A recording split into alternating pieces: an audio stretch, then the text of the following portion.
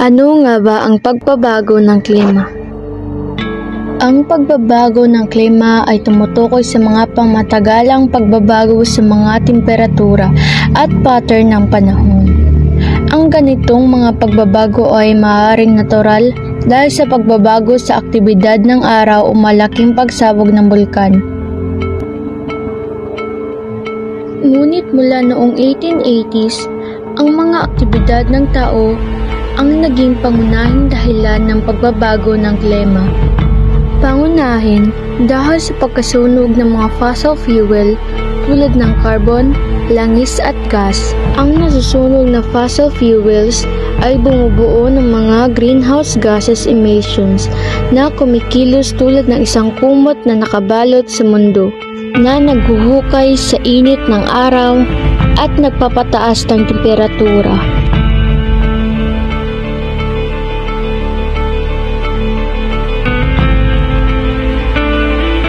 Ang una ay ang pagtatapon ng basura.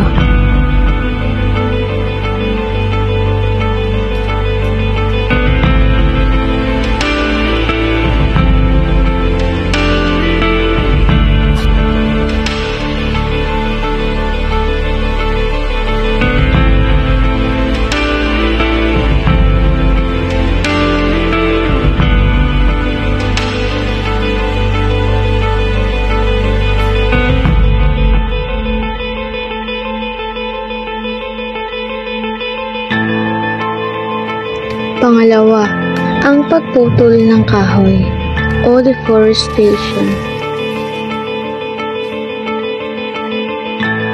Pangatlo, ang paghuhukay ng lupa.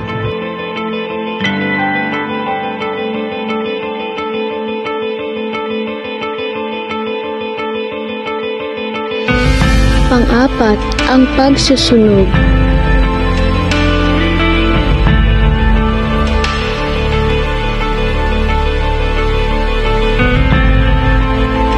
Panglima, ang paggamit ng sasakyan.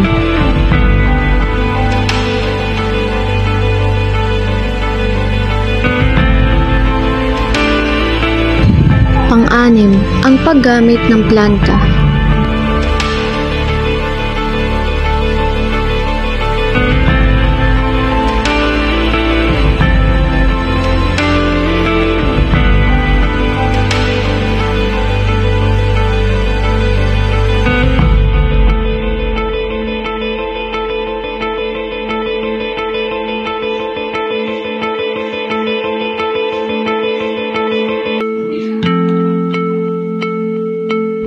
Ang baha ay isang epekto. Ito ang walang rumaragasa o bumubugso.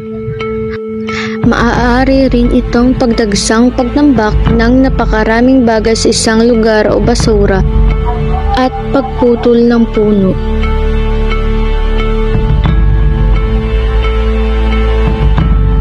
Ito ang epekto ng paggamit ng sasakyan, pagsunog ng mga basura, at paggamit ng planta at iba pang nagagamit ng fossil fuel na maaaring nagpabago ng temperatura kaya ang dahon ay naging tuyo at ang pagkatunaw ng glacier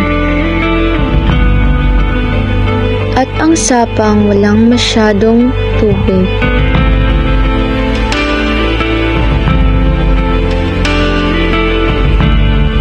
Ito ang naging epekto ng paghuhukay ng lupa at pagmimina at ang pagwari